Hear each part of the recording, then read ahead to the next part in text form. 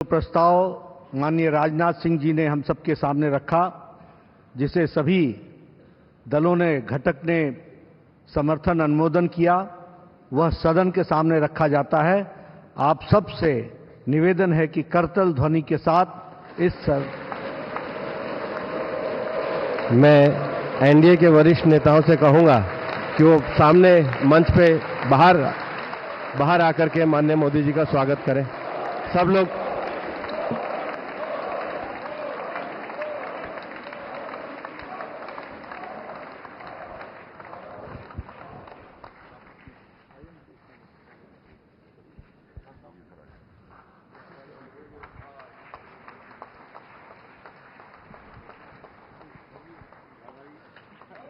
भारत माता की, भारत माता की, भारत माता की। वंदे वंदे वंदे।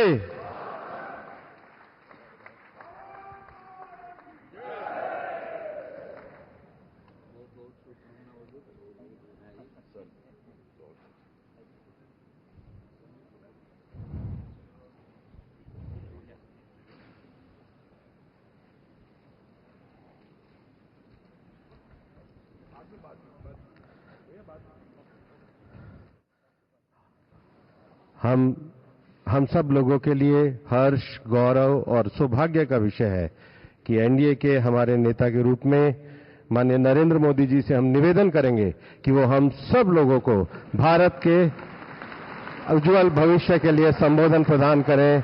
हम सब लोग करतल ध्वनि से माननीय प्रधानमंत्री जी का अभिनंदन और स्वागत करें।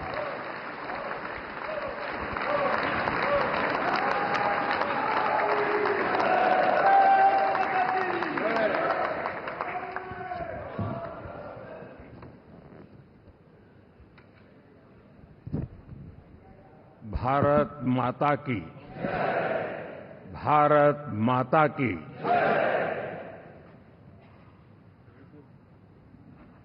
मैं सबसे पहले तो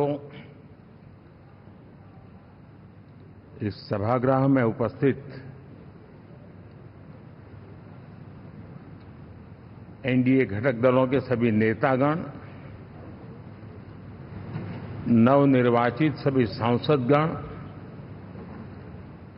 और हमारे राज्यसभा के भी सांसदगण, आप सबका हृदय से बहुत बहुत आभार व्यक्त करता हूं।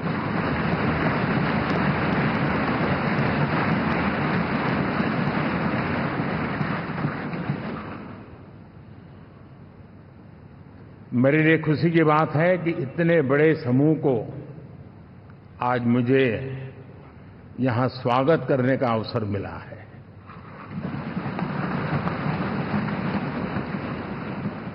जो साथी विजयी होकर के आए हैं, वे सभी अभिनंदन के अधिकारी हैं, लेकिन जिन लाखों कार्यकर्ताओं ने दिन रात परिश्रम किया है, न उन्होंने दिन देखा न रात देखी, और इतनी भयंकर गर्मी में हर दल के कार्यकर्ता ने जो पुरुषार्थ किया है, परिश्रम किया है, मैं आज संविधान सदन के इस सेंट्रल हॉल से सर झुका करके उनको प्रणाम करता हूं।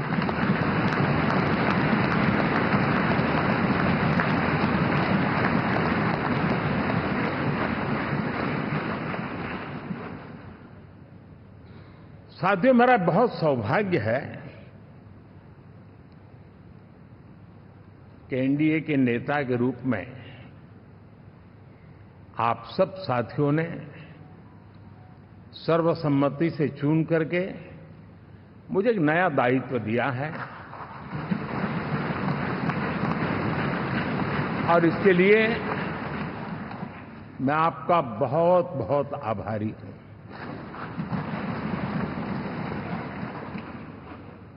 व्यक्तिगत जीवन में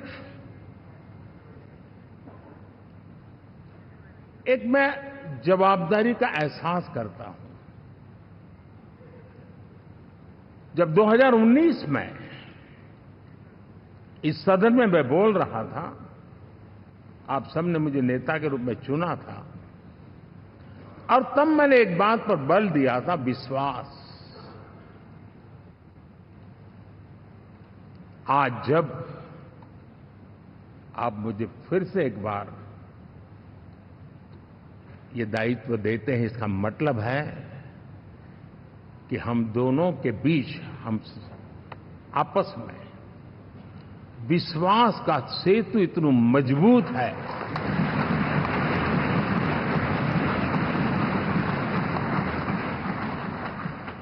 ये अटूट रिश्ता विश्वास की मजबूत धरातल पर है, और ये सबसे बड़ी पूंजी होता है। और इसलिए ये पल मेरे लिए भावुक करने वाले भी है, और आप सबके प्रति जितना धन्यवाद करूं उतना कम है।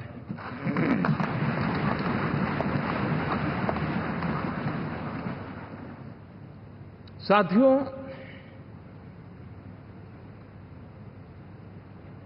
बहुत कम लोग इन बातों की चर्चा करते हैं, शायद उनको सूट नहीं करता होगा,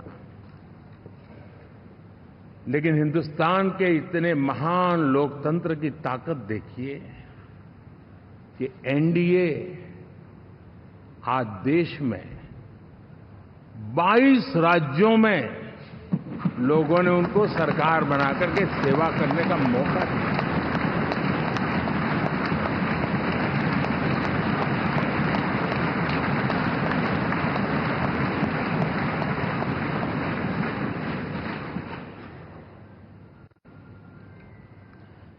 हमारा ये अलायंस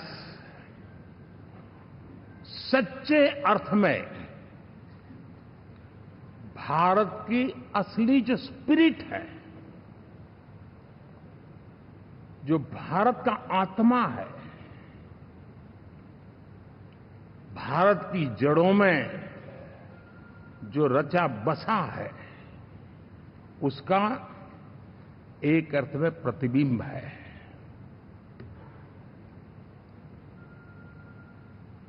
और मैं इसलिए कह रहा हूं कि थोड़ी नजर करें, हमारे देश में 10 ऐसे राज्य जहां हमारे आदिवासी बंधुओं की संख्या प्रभावी रूप से है, निर्णायक रूप से है, जहां इस आबादी आदिवासियों की ज्यादा है, ऐसे 10 राज्यों में से 7 राज्यों में एनडीए सेवा कर रहा है।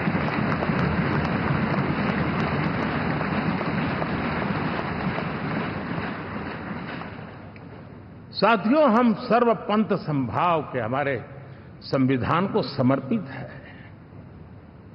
और देश में चाहे हमारा गोवा हो या हमारा नॉर्थ ईस्ट हो, जहां बहुत बड़ी मात्रा में हमारे ईसाई भाई बहन रहते हैं, आज हम उन राज्यों में भी एनडीए के रूप में सेवा का अवसर हमें मिला।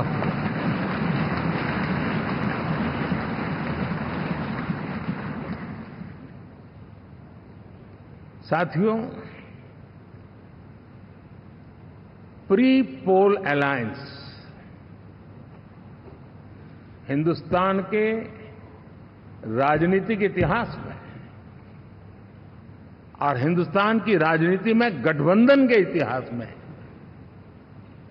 प्री पोल अलायंस इतना सफल कभी भी नहीं हुआ है जितना कि एनडीए हुआ।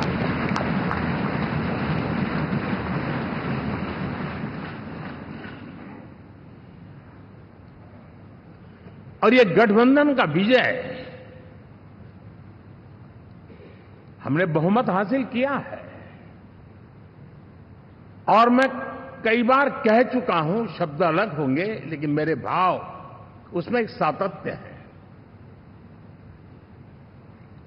सरकार चलाने के लिए बहुमत आवश्यक है, लोकतंत्र का वही एक सिद्धांत है, लेकिन देश चलाने के लिए सर्वमत बहुत जरूरी होता है।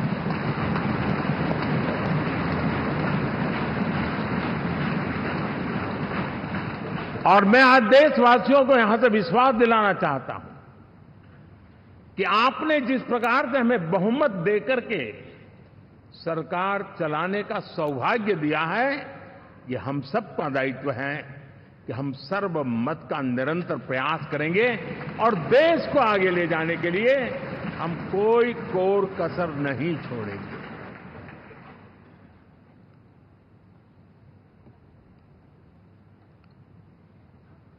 साथियों, एनडीए को करीब करीब 3 दशक हो चुके हैं।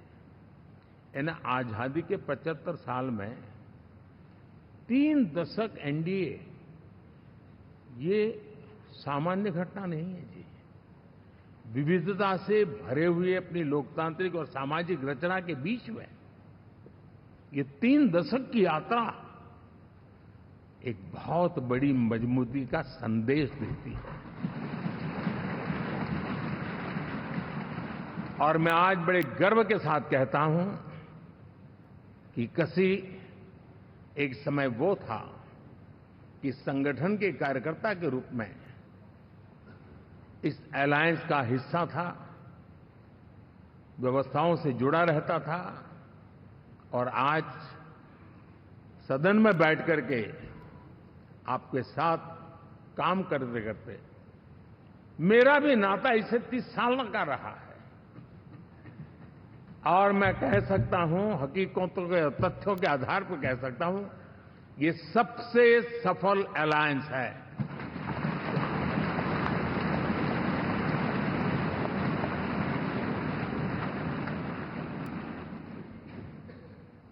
हम गर्व से कह सकते हैं कि 5 साल का टर्म होता है।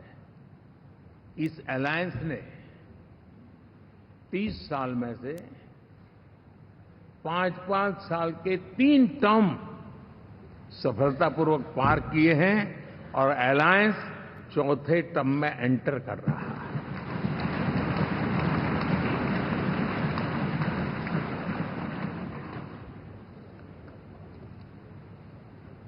साथियों,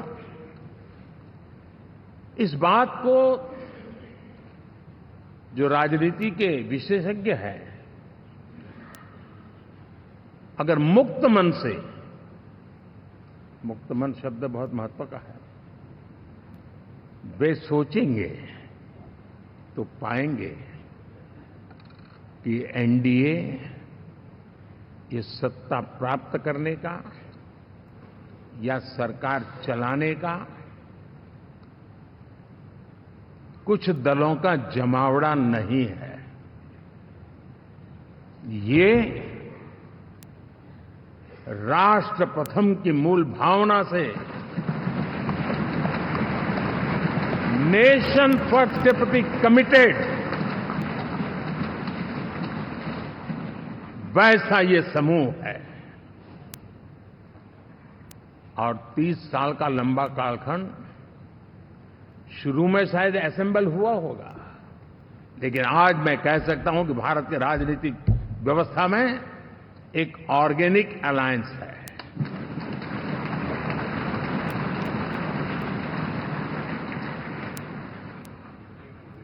और ये मूल्य श्रद्धेय अटल बिहारी वाजपेयी, श्री प्रकाश सिंह जी बादल, श्री बाला साहब ठाकरे, श्री जॉर्ज फर्नांडिस, श्री शरद यादव, अनगिनत नाम में कह सकता हूं,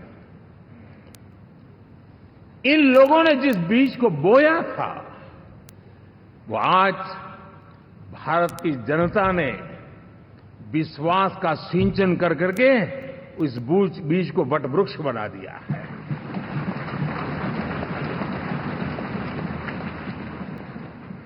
और हम सबके पास ऐसे महान नेताओं की विरासत है और हमें इसका गर्व है।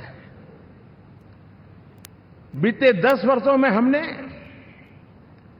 एनडीए की उसी विरासत, उसी मूल्यों को लेकर के निरंतर आगे बढ़ने का और देश को आगे बढ़ाने का प्रयास किया। जब मन से राजनीति के विश्लेषक अगर विश्लेषण करेंगे तो देखेंगे कि एनडीए का जो लोग दिखते हैं ना, उसमें एक कॉमन चीज नजर आती है और वो है गुड गवर्नेंस। इन सबने अपने अपने समय में, अपने अपने कार्यकाल में जब जब जहां सेवा करने का मौका मिला है, गुड इस देश को दिया है। और इस प्रकार से एनडीए एक प्रकार से, एनडीए कहते ही गुड गवर्नेंस ये अपने आप पर्यायवाची बन जाता है। साथियों, हम लोगों के सभी के कार्यकाल में, चाहे मैं गुजरात में रहा हूं या बाबू हमारे आंध्र में रहे हो या नीतीश जी ने के लिए भरपूर सेवा की हो, हम सबके अंदर केंद्र बिंदु में गरीब का कल्याण केंद्रस्थ रहा है।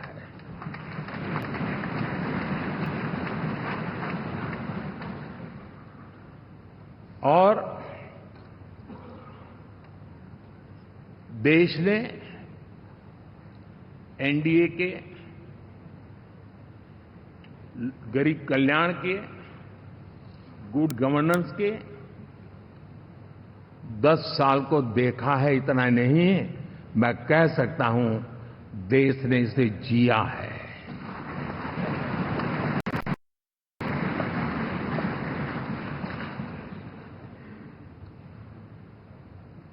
जनता जनार्दन ने सरकार क्या होती है, सरकार क्यों होती है, सरकार किसके लिए होती है, सरकार कैसे काम करती है, इसको पहली बार अनुभव किया है। वरना जनता और सरकारों के बीच में एक खाई की व्यवस्था ही बनी हुई थी। हमने उसको पाठ दिया है। हमने सबका प्रयास का मंत्र देश को नई ऊंचाई पर ले जाने के लिए चरितार्थ करके देखा है। साथियों, एनडीए सरकार में हम अगले 10 साल में, मैं बहुत जिम्मेवारी के साथ कह रहा हूं, अगले 10 साल में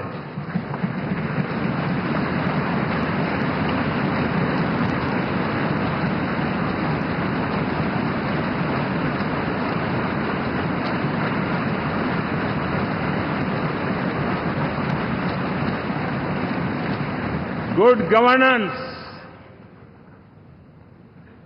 विकास, नागरिकों के जीवन में क्वालिटी ऑफ लाइफ, और मेरा व्यक्तिगत रूप से एक बहुत बड़ा ड्रीम है, मैं लोकतंत्र की समृद्धि को जब सोचता हूं तो मैं चाहता हूं कि सामान्य मानवीय के जीवन में से, और खास करके मध्यम वर्ग, उच्च मध्यम वर्ग, उनके जीवन में से सरकार की दखल जितनी कम हो, उतनी लोकतंत्र की मजबूती है।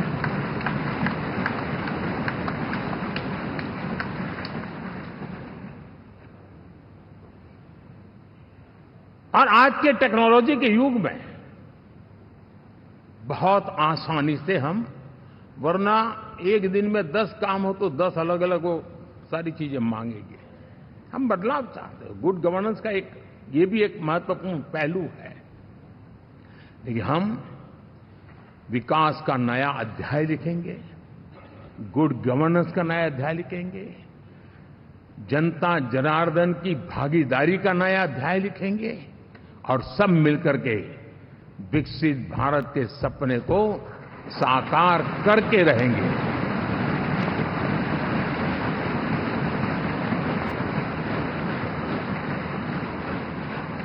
साथियों, एनडीए में, और मैं अगर विस्तार से कहूं तो सदन में किसी भी दल का कोई भी जनप्रतिनिधि होगा, मेरे लिए सब बराबर है।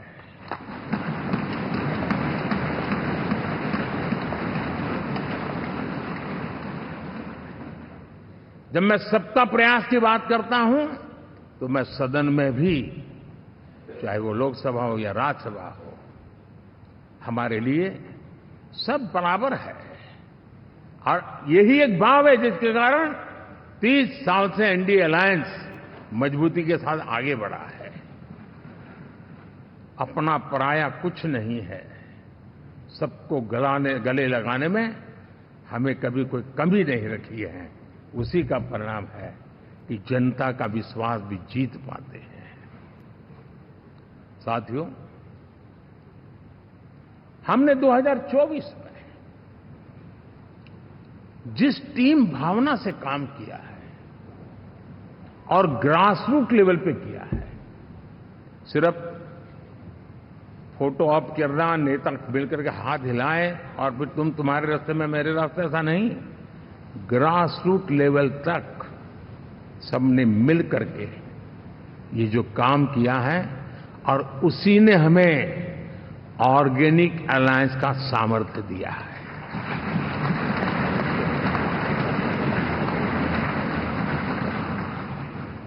एक दूसरे का सहयोग किया है। हर किसी ने यही सोचा, जहां कम वहां हम। अगर कोई कमी है तो मैं आऊंगा, मैं मेहनत करूंगा, लेकिन तुम्हें कमी नहीं रहने दूंगा। जहां कम वहां हम, ये हर कार्यकर्ता ने जी करके दिखाया है, और तभी तो जीत आती है। साथियों, कभी कभी मैं कह सकता हूं कि हमारा 10 साल का अनुभव है, भारत के हर क्षेत्र का और भारत के हर नागरिक का जो एस्पिरेशंस हैं,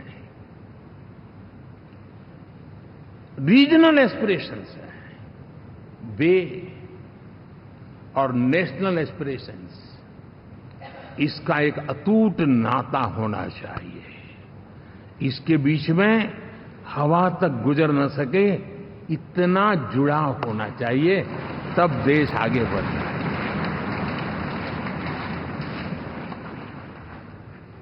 साथियों, इस चुनाव में मैं कुछ उल्लेख जरूर करना चाहूंगा जो मेरी नजरिए से मैंने देखा है। दक्षिण भारत में एनडीए ने एक नई राजनीति की नींव मजबूत की है।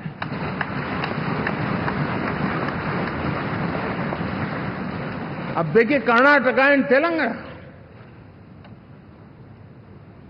अभी अभी तो इनकी सरकारें बनी थी,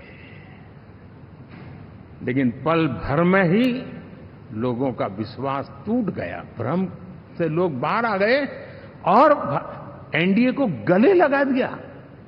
कर्नाटक और तेलंगाना में दोनों जगह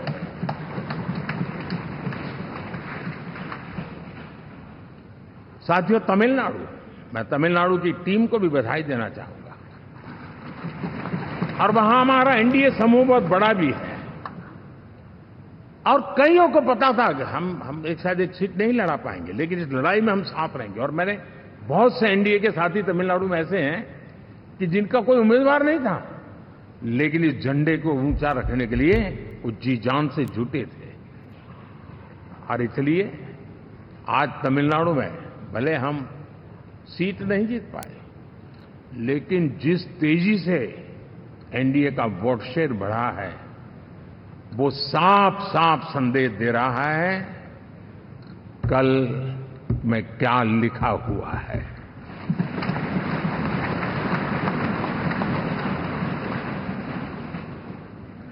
साथियों, पुडुचेरी हो, केरला हमारे सैकड़ों कार्यकर्ताओं के बलिदान हुए हैं। यूडीएफ हो या एलडीएफ हो, शायद हिंदुस्तान के राजनीतिक जीवन में इतना जुल्म एक विचारधारा को लेकर के जीने वाले लोगों पर हुआ होगा तो सिर्फ मैं कह सकता हूं केरल में हुआ है। जम्मू कश्मीर से भी ज्यादा हुआ है। उसके बावजूद भी सामने कहीं विजय नजर नहीं आता था। उन्होंने परिश्रम की पराकाष्ठा में कभी पीछे नहीं रहे, पीढ़ियां खपा दी और आज पहली बार संसद में केरल से हमारा प्रतिनिधि बन के आया।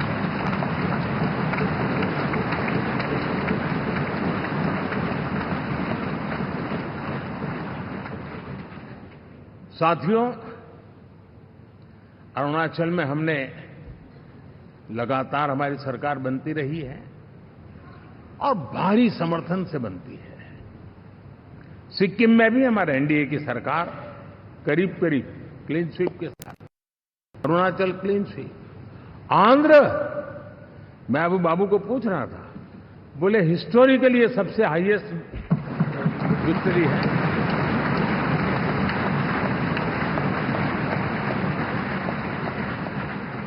और ये जो यहां दिखता है ना पवन, ये पवन नहीं, आंधी है।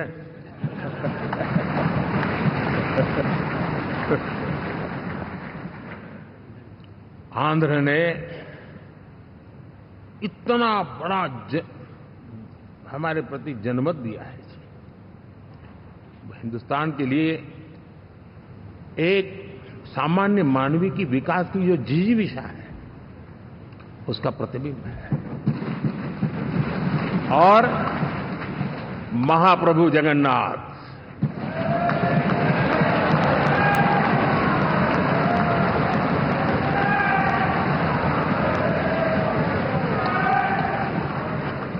और मैंने अनुभव किया हमेशा।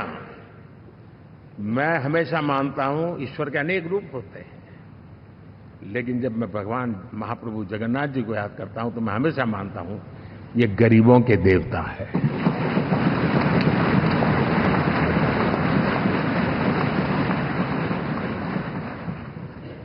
और वहां जो क्रांति रूप परिणाम आया है, मैं इसे एक रिवॉल्यूशन देख रहा हूं। और मैं इसके साथ कह सकता हूं कि विकसित भारत का हमारा जो सपना है, आने वाले 25 वर्ष, पहले मैंने 10 साल कहा था, यहां मैं 25 साल कह रहा हूं, आने वाले 25 साल महाप्रभु जगन्नाथ जी की कृपा से उड़ीसा देश की विकास यात्रा के ग्रोथ इंजन पैकी एक होगा।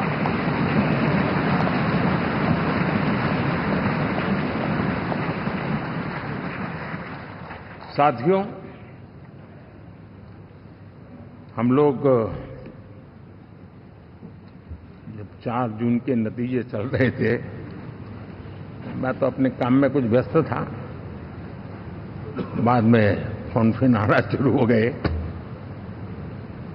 तो मैंने किसी को पूछा, यार ये तो ठीक है आंकड़े वांकड़े, तो मुझे ये बताओ कि ईवीएम जिंदा है कि मर गया?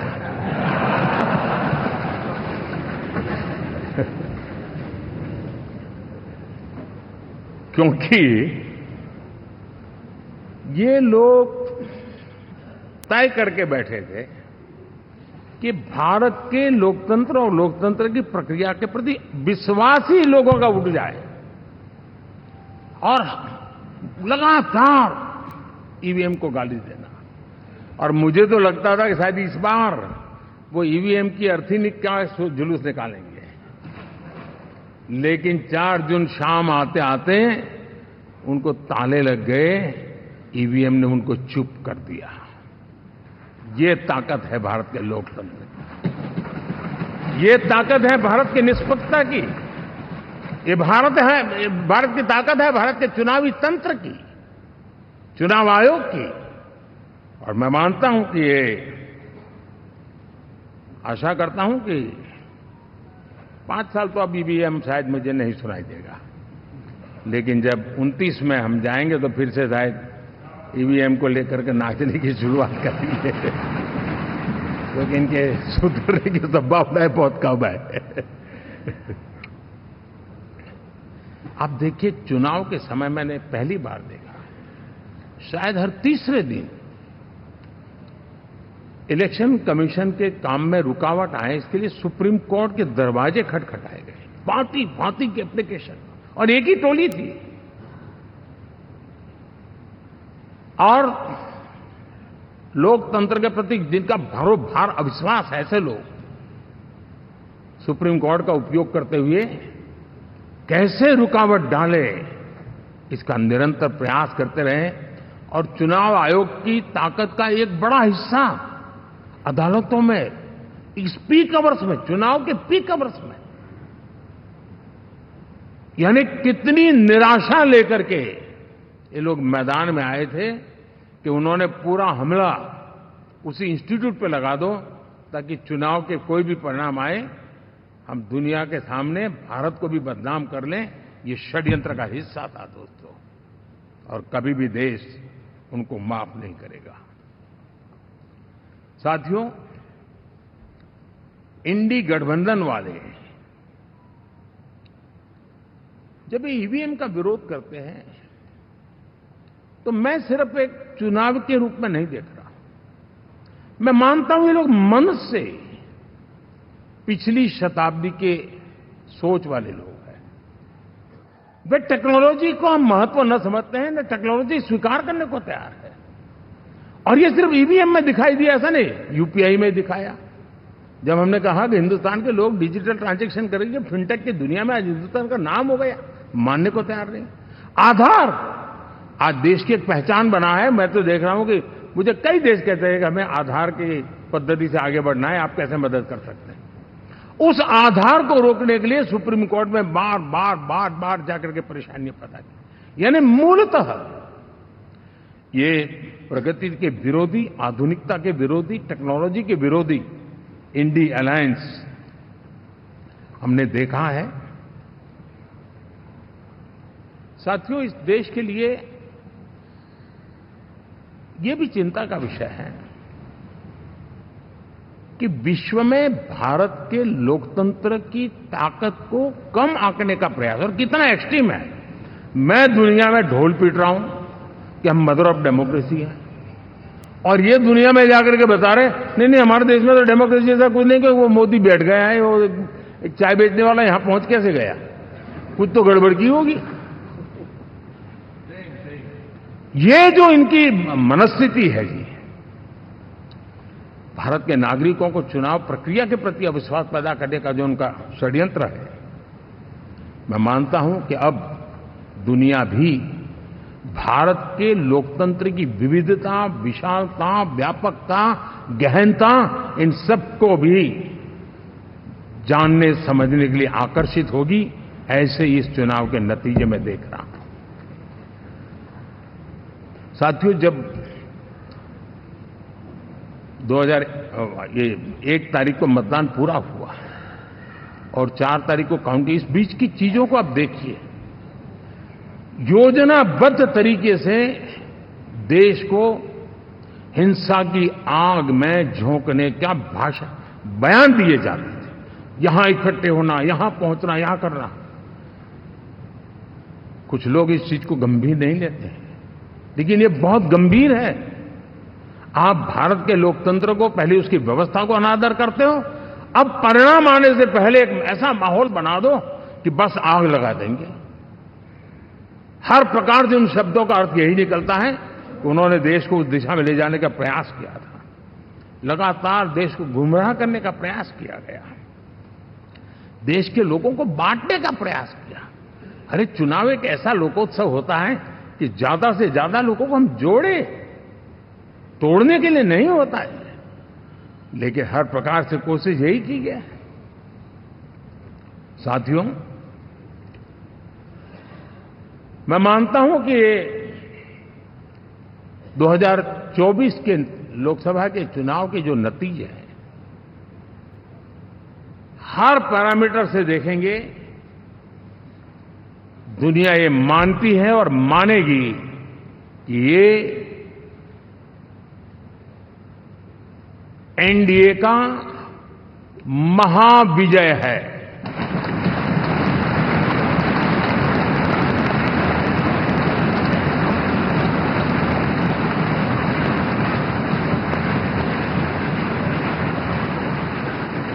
और आपने देखा 2 दिन कैसा चला, जैसे हम तो हार चुके हैं, गए। सब चारों तरफ यही दिखता था, क्योंकि उनको अपने कार्यकर्ताओं का मोरल हाई करने के लिए ऐसे काल्पनिक परेड ये करने पड़ रहे हैं। और साथियों, गठबंधन के इतिहास में अगर आंकड़ों के हिसाब से देखें तो ये सबसे मजबूत गठबंधन की सरकार है।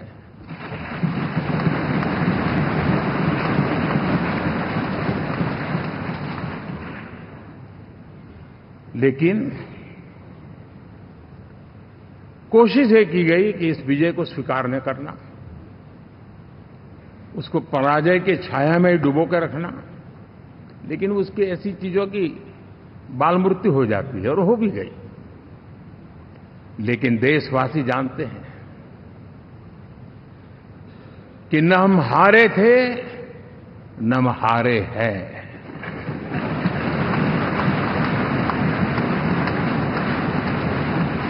लेकिन 4 तारीख के बाद हमारा जो व्यवहार रहा है, वो हमारी वो पहचान बताता है कि हम विजय को पचाना जानते हैं।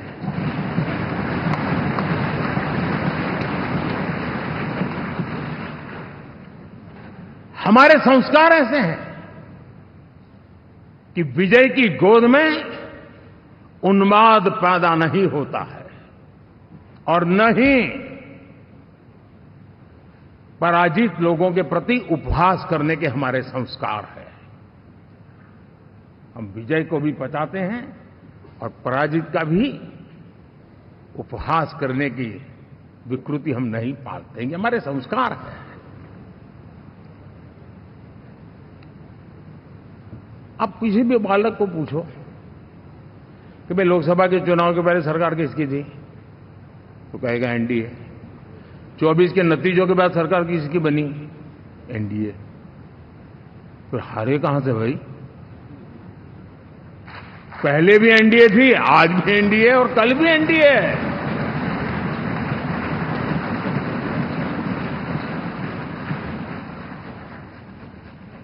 आप सोचिए, 10 साल बाद भी कांग्रेस 100 के आंकड़े को नहीं छू पाई।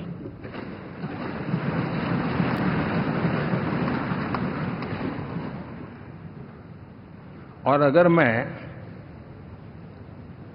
14, 19 और 24 3 चुनावों को जोड़ करके कहूं,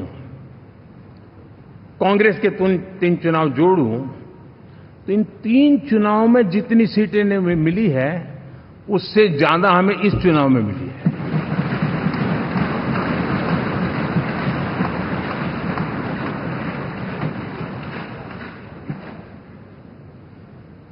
और मैं साफ देख रहा हूं साथियों, एनडीए वालों को अंदाज नहीं है।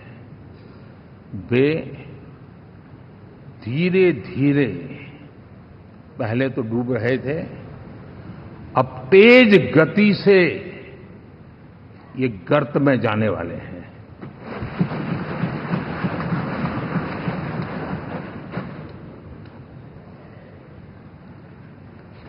साथियों, इंडिया अलायंस वाले देश के सामान्य नागरिकों की जो समझ है,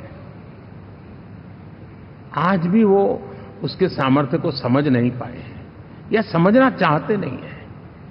भारत के सामान्य व्यक्ति की भी एक समझ है, और जो जमीन से जुड़ा रहता है ना, वो समझ को छूता है, समझता है, पहचानता है, वो वहां नहीं है।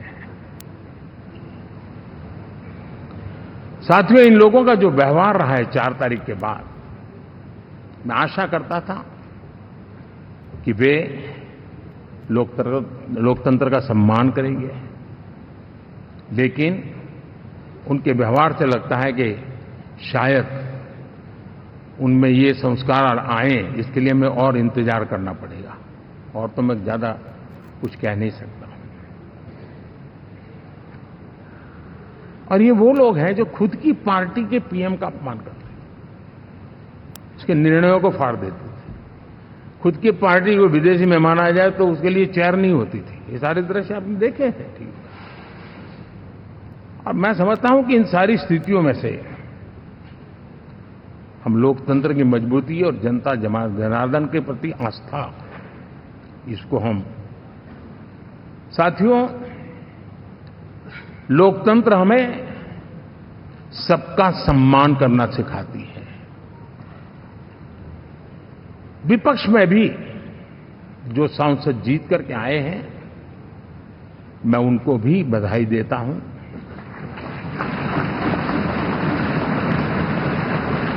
और मैं पिछले 10 वर्ष में एक चीज मिस कर रहा था कि debate, participation, quality of debate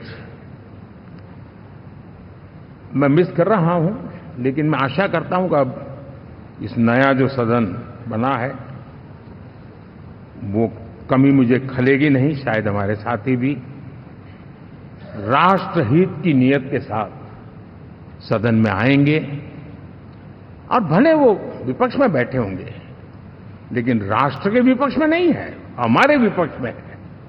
राष्ट्र में तो हम सब एक ही दिशा में हैं।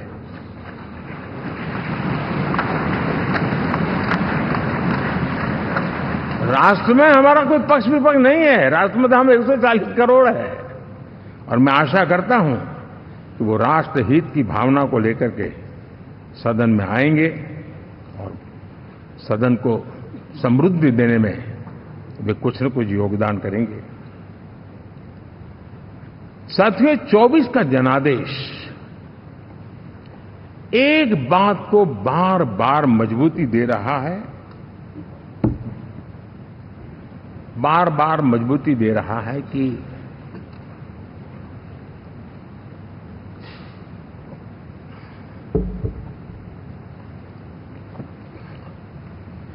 देश को आज के वातावरण में सिर्फ और सिर्फ एनडीए पर ही भरोसा है।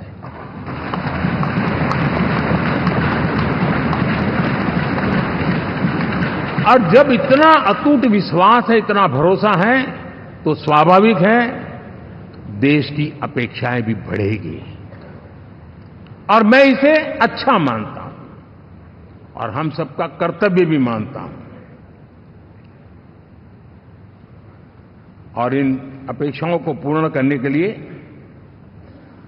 और मैंने पहले भी कहा था कि जो 10 वर्ष हमने काम किया है वो तो ट्रेलर है।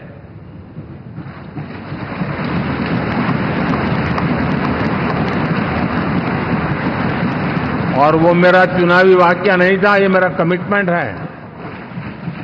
हमें और तेजी से, और विस्तार से, और तेज गति से देश के आकांक्षाओं को पूर्ण करने में रत्ती भर भी विलंब नहीं करना है।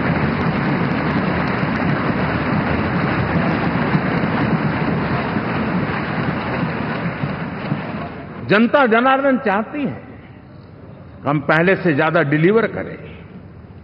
जनता चाहती है कि हम खुद ही हमारे पुराने रिकॉर्ड तोड़े।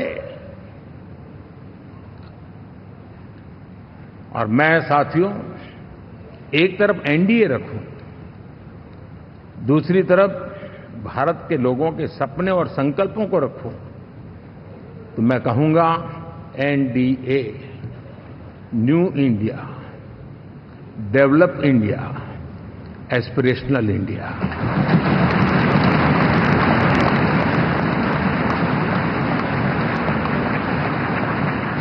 और इसी सपने और संकल्पों को पूरा करना ये हम सबका संकल्प भी है, कमिटमेंट भी है और हमारे पास रोड मैप भी है।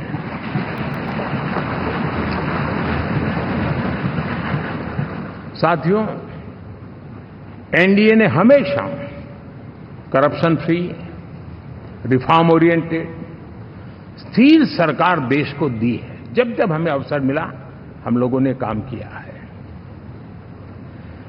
उसके सामने कांग्रेस नेतृत्व वाली यूपीए,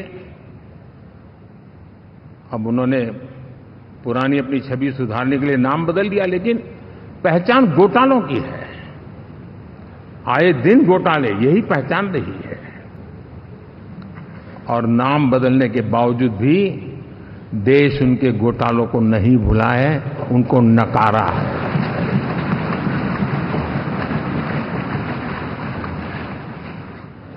और मैं कह सकता हूं साथियों, इंडी अलायंस वालों ने एक व्यक्ति का अपोज करने के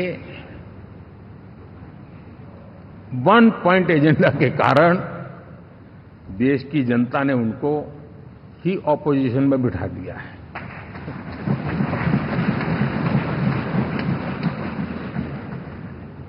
एनडीए विकसित भारत इस संकल्प को लेकर के चुनाव में गया था, देश के लिए सकारात्मक सोच को लेकर के गया था, देश की युवा शक्ति के सामर्थ्य को समझ करके नए अवसरों को लेकर के देश को आगे बढ़ने की बात लेकर के गया था।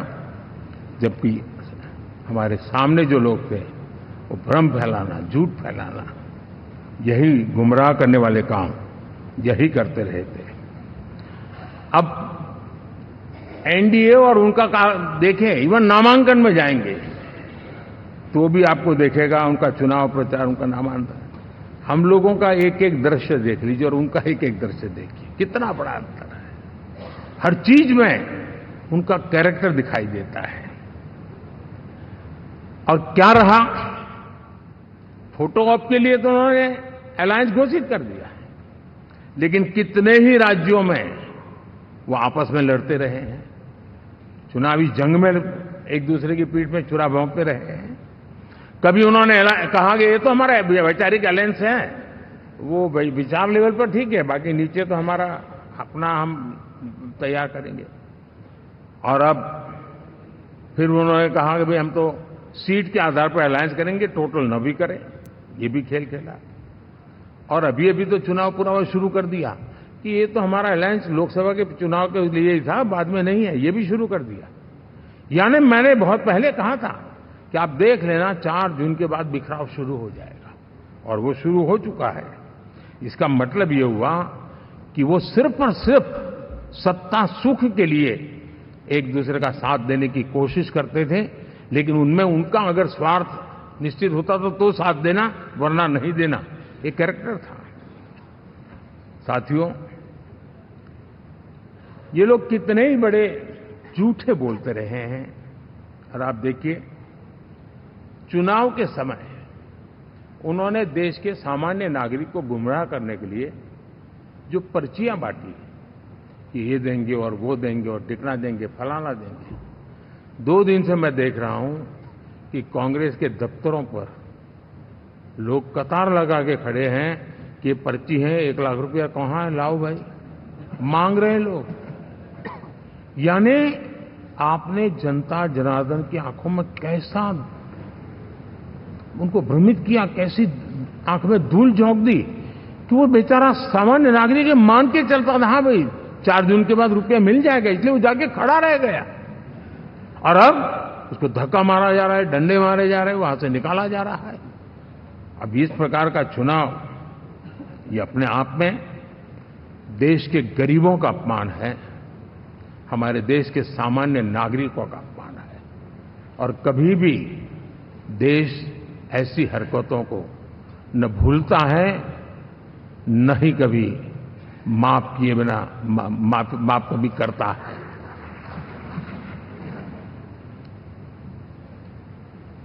साथियों, हमारे लिए संतोष की बात है कि हम एक कमिटमेंट से काम कर रहे हैं। 10 साल में हमने 25 करोड़ गरीबों को गरीबी से बाहर निकाला है।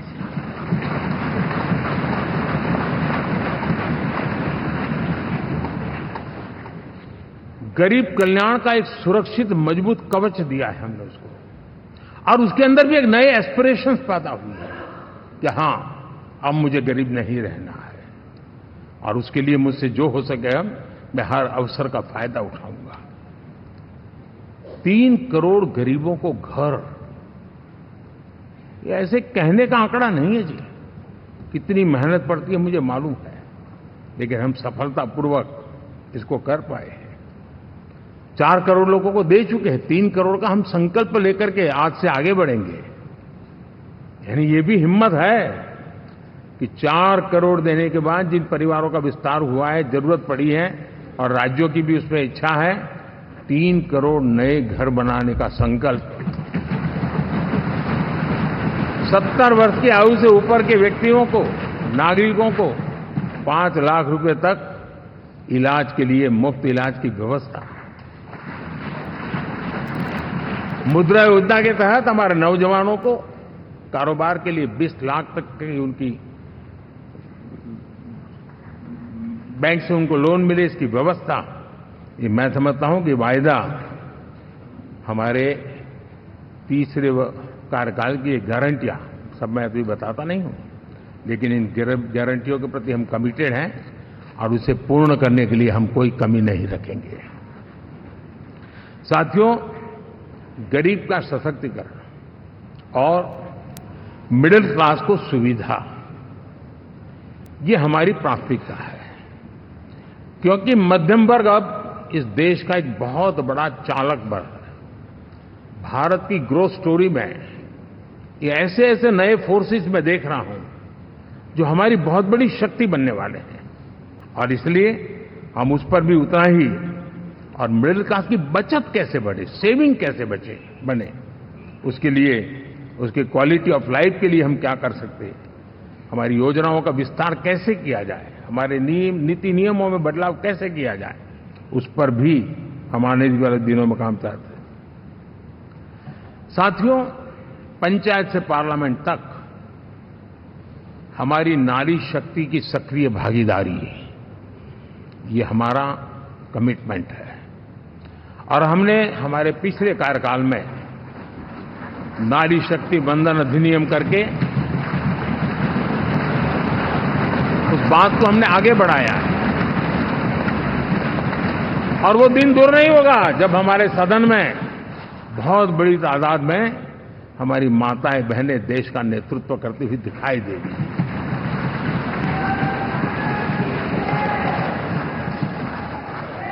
इस पूरे चुनाव में हम सबसे ज्यादा महिला उम्मीदवारों को टिकट देने वाली पार्टी रहे हैं, ये हमारा कमिटमेंट है।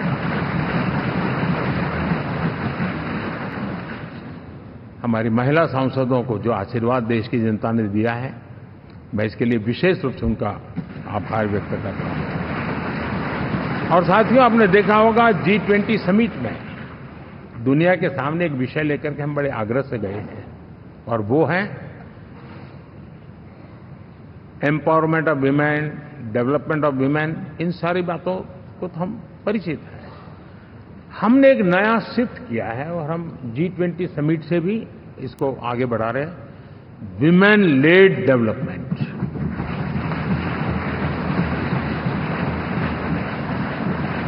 एक बार हमारा इस प्रकार का कमिटमेंट बनता है तो परिवर्तन बिल्कुल साफ नजर आता है। साथियों, एनडीए का ये कार्यकाल बड़े फैसलों का है, तेज विकास का है, और अब हम समय गंवाना नहीं चाहते कि हम 5 नंबर की इकोनॉमी से 3 नंबर की इकोनॉमी पर पहुंचना है।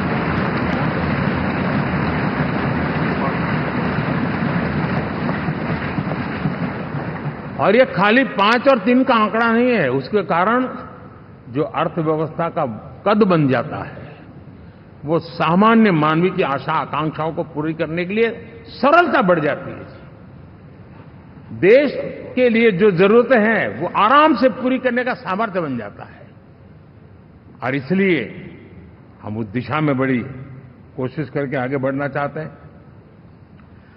राज्यों का सहयोग भी उसमें उतना ही महत्वपूर्ण है। और भारत के संविधान ने हमें जिस प्रकार का दिशा निर्देश किया है कोऑपरेटिव फेडरलिज्म का, लेकिन मैंने उसमें आग्रह रखा है कॉम्पिटिटिव कोऑपरेटिव फेडरलिज्म। हमारे राज्यों के बीच में भी तंदुरुस्त स्पर्धा हो, राज्य और केंद्र के बीच में भी तंदुरुस्त स्पर्धा हो, हम अच्छा करने की स्पर्धा करें। और उस दिशा में हम आगे बढ़ना चाहते हैं। और हमने देखा है कि जब मैं कॉम्पिटिटिव कोऑपरेटिव फेडरलिज्म की बात करता हूं, आपने देखा G20 समिट हम एक जगह पे कर सकते थे, हम भी मालाएं पहन करके फोटो निकलवा सकते थे, लेकिन हिंदुस्तान के अनेक शहरों में 200 से ज्यादा मीटिंगें हुई और दुनिया भर के नीति निर्धारक जो कहे G20 देशों के और बाकी भी 5-7 देशों के, वो हिंदुस्तान के कोने कोने में गए।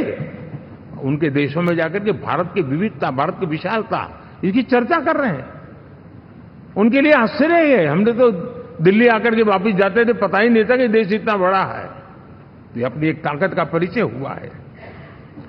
हमने कोविड में देखा, राज्यों के साथ कोऑपरेशन के साथ हमने जिस प्रकार से लड़ाई लड़ी और एक सूत्र में रह करके लड़े, दल किसी का भी हो सरकार में, लेकिन हमने इस काम को किया क्योंकि हमारा कोऑपरेटिव फेडरलिज्म के प्रति कमिटमेंट है। एस्पिरेशनल डिस्ट्रिक्ट एक ऐसा मॉडल है गवर्नेंस का जिसमें राज्य भी उतना ही सक्रियता से हमारे साथ जुड़े हुए हैं। और दुनिया के लिए जो डेवलपिंग कंट्रीज हैं, उनके लिए गवर्नेंस का एक ऐसा मॉडल प्रस्तुत हो रहा है जिसका अब तो केस स्टडी के रूप में दुनिया के अनेक यूनिवर्सिटी केस स्टडी करना शुरू की है। अब उसको हम आगे बढ़ाते हुए एस्पिरेशनल ब्लॉक की तरफ ले जा रहे हैं, ताकि हमारे ग्रासरूट लेवल पे भी जो वीक एरियाज हैं, जहां सुविधाएं अभी सामान्य एवरेज से भी नीचे हैं, उसको हम जल्दी से जल्दी उस स्टेट की एवरेज तक लाना चाहते हैं। देश का रीजन, कोई भी क्षेत्र हो, सर्वांगीण विकास को लेकर के हम चले हैं। साथियों, गत 10 वर्ष में इंफ्रास्ट्रक्चर के क्षेत्र में हमने एक बहुत बड़ा, यानी सोचने में भी बदलाव लाए। जमीन पर तो लाए, वरना हमारे देश में सोचा चलेगा यार, अरे एक बार कर लो ना, उस सहारे में से बदलाव नहीं। अब तो अच्छा ही चाहिए, बड़ा ही चाहिए, जल्दी से जल्दी पहुंचाने वाला चाहिए। सामान्य मानवी के मन को हमने इस तरह से प्रेरित भी किया है और पुरुषार्थ करके हमने उस दिशा में काम किया है। 5 साल में हमें गति शक्ति, यानी इस प्रकार के प्लेटफॉर्म पर जो काम किया है, जो काम 6-6, 8-8 महीने तक नहीं होता था, वो आज 15-20 दिन में कर सकते हैं। सर, टेक्नोलॉजी का उपयोग करके हम काम कर रहे हैं। और ये जब होता है तो उसका मूल फायदा देश के नौजवानों के लिए रोजगार के अति अवसर बन जाते हैं। उनके लिए जीवन में सिलेक्शन के लिए बहुत बड़ा दायरा बढ़ जाता है। और वो हमें, साथियों, आज भारत दुनिया में विश्व के लिए एक नया मैन्युफैक्चरिंग हब के रूप में उभर रहा है।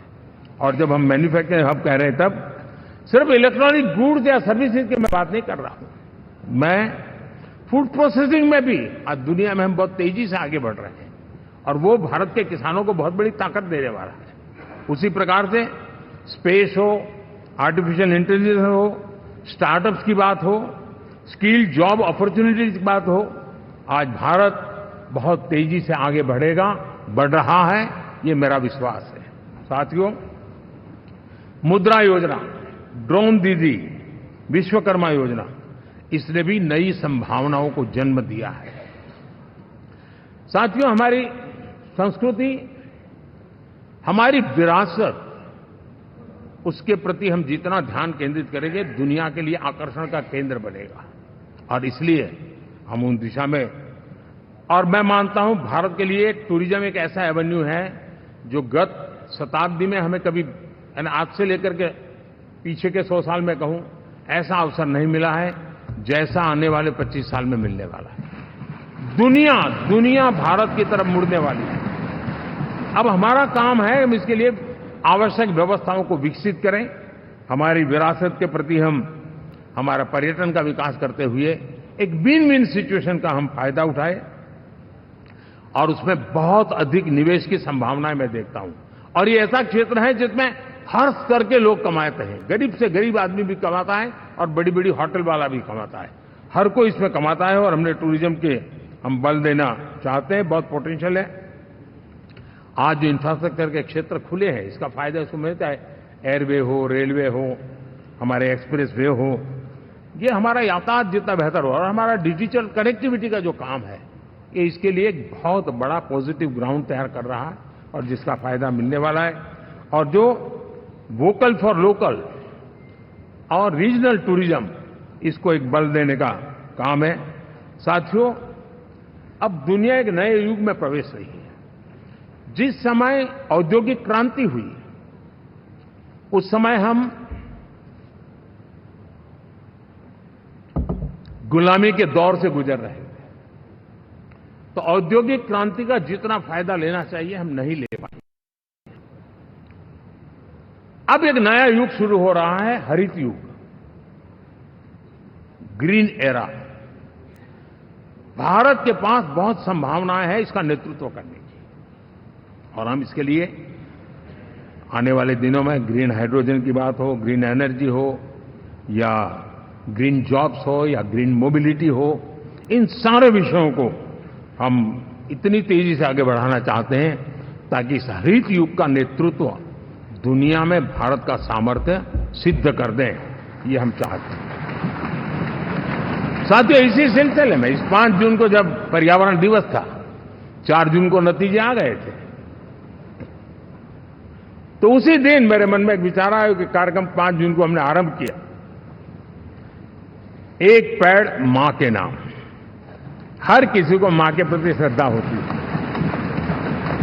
और मैं भी देशवासियों को कहूंगा कि आने वाले समय में कभी आपकी माताजी का जन्मदिन हो, क्या कोई और शुभ दिन हो, अपनी मां के नाम पर एक पेड़ लगाइए, और मां जीवित है तो साथ लेकर जाइए, उनकी फोटो आप सोशल मीडिया में अपलोड कीजिए, और मां नहीं है तो उनकी फोटो रख करके एक पेड़ लगाइए, और वो अपनी मां का भी सम्मान होगा और धरती मां की सेवा होगी।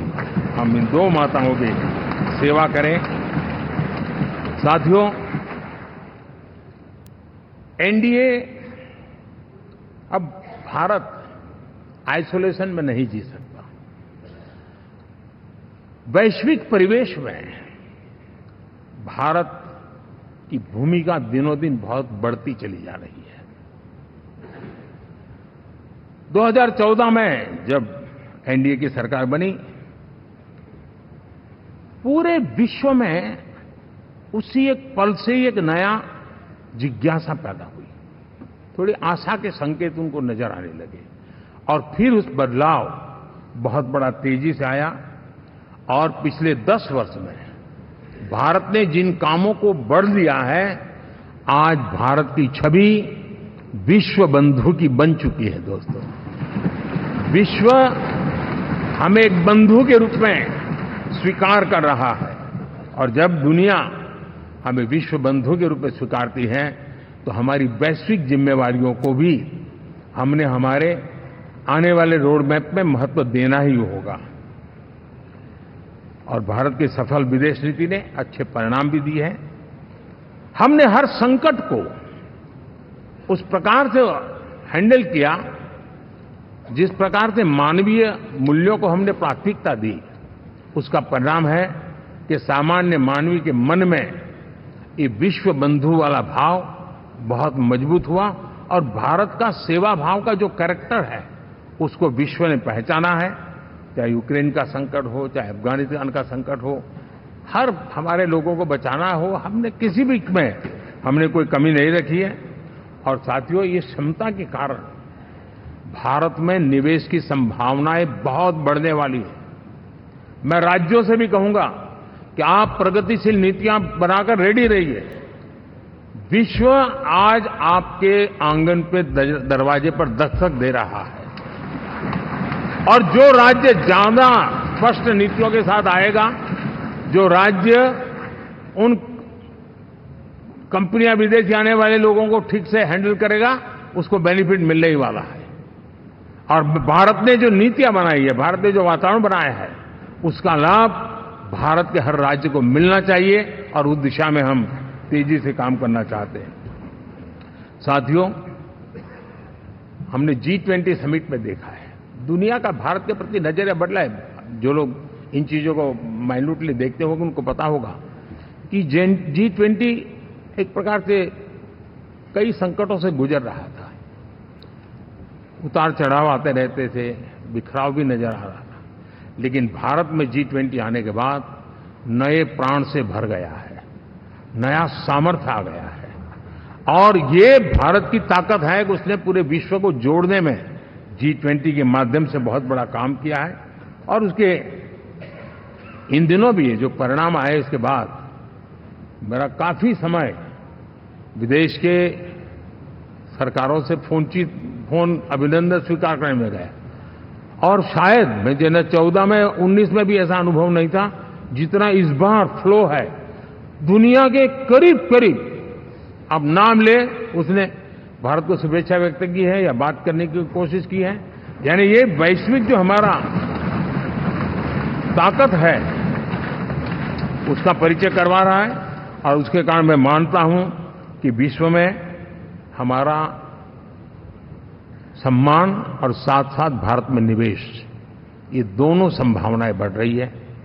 साथियों, हमारे संविधान का 75वां वर्ष है।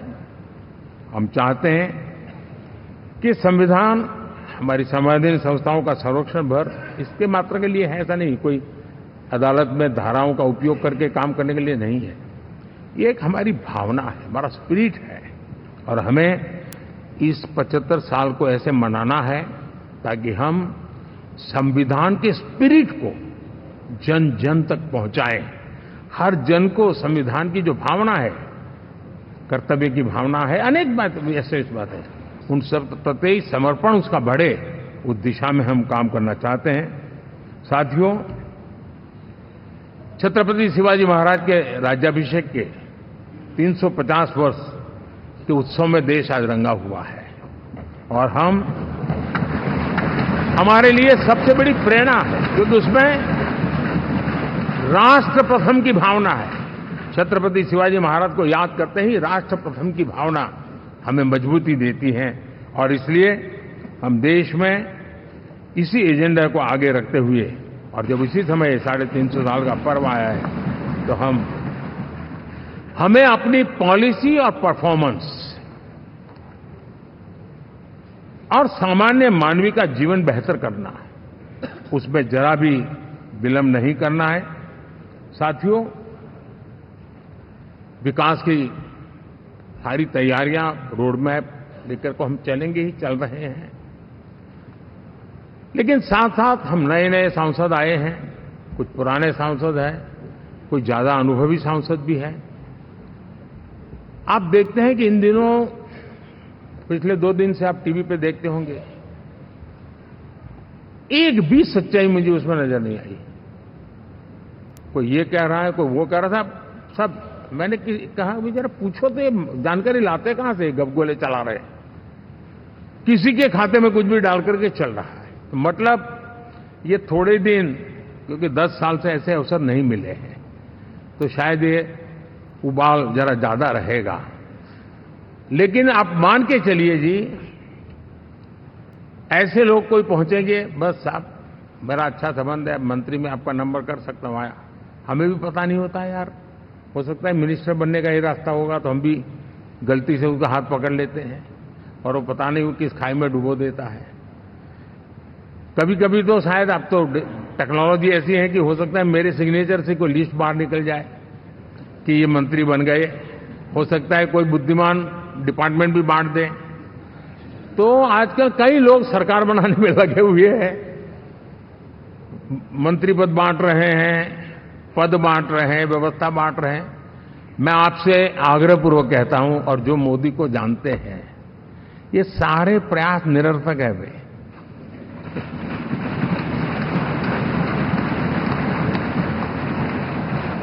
आप भी किसी का फोन आ जाए तो 10 बार वेरीफाई कीजिए कि जिसने फोन किया है वो सचमुच में अथॉरिटी है। अदरवाइज कोई भी क्या, भाई आपका नाम हो गया है, सुबह परिवार को बुला लीजिए, शपथ समारोह में आना है, हो गया। तो ऐसी गपबाजी करने वाली एक बहुत बड़ी फौज रहती है। कुछ लोग आदतन करते रहते हैं, कुछ लोगों को मजाक आती है लेकर, और कुछ लोग बदिरादे से करते हैं। मेरा सभी सांसदों से आग्रह है कि हम इन सारे षड्यंत्रों का शिकार न बने। दूसरा, हमारे जो इंडिया अलायंस वालों ने इस चुनाव में फेक न्यूज में एक्सपर्टाइज कर लिया, डबल पीएचडी कर लिया उन्होंने, वो शायद इसका भरपूर उपयोग करेंगे। हम कृपा करके इन चीजों से दूर रहें, अफवाहों से दूर रहें। ये जो टीम बैठी है वो अनुभवी टीम है, मुझे भी सही सलाह देने वाली टीम है, और इसलिए टीम मिलकर के बहुत सही निर्णय करने वाली है। कृपा करके ब्रेकिंग न्यूज के आधार पर देश चलेगा नहीं, ये मान के चलिए।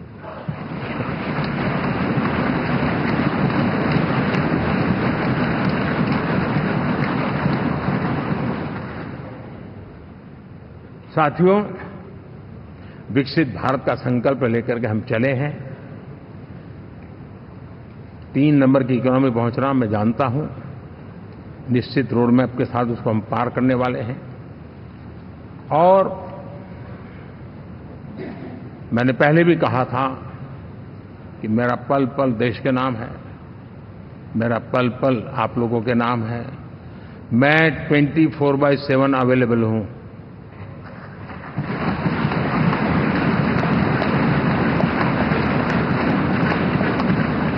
हमें मिलकर के देश को आगे बढ़ाना है। फिर से एक बार आप लोगों ने मुझ पर जो विश्वास जताया है, जो प्यार दिखाया है और जो समर्थन दिया है, वाकई मैं मानता हूं भारत के लोकतंत्र की एक बहुत बड़ी ताकत है। मैं जितना आपका आभार व्यक्त करूं उतना कम, और मैं विश्वास दिलाता हूं कि मैं आपकी आशा अपेक्षाओं को पूरी करने में, परिश्रम करने में कोई कमी नहीं रखूंगा।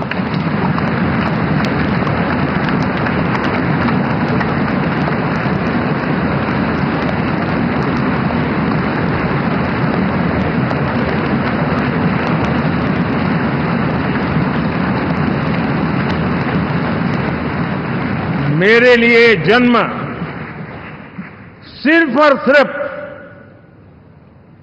1 लाइफ 1 मिशन, और वो है मेरी भारत माता। ये मिशन है 140 करोड़ देशवासियों के सपनों को पूरा करने के लिए खप जाना।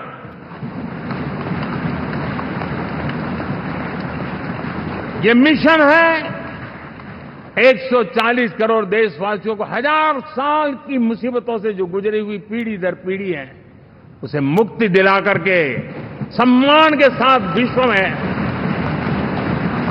मेरा हर देशवासी दुनिया उसे देखे तो उसका मन कर जाए, काश ये हिंदुस्तान का है, अरे नजर मिल जाए तो अच्छा होगा। ये मैं स्थिति पैदा करना है। उसका मन लालायित होना चाहिए, हिंदुस्तानी है, अरे यार जरा हाथ मिला लूं, कुछ एनर्जी मुझे भी आ जाए। मैं देश को इस ऊंचाई पे ले जाना चाहता हूं। और साथियों, मुझे पक्का विश्वास है आपका साथ, आपका सहयोग, आपका अनुभव बहुत बड़े परिणामों की संभावनाएं लेकर के आया है। लोकसभा का ये गठन उन सभी आकांक्षाओं को पूरा करेगा। मैं फिर एक बार आप सबका हृदय से बहुत बहुत धन्यवाद करता हूं।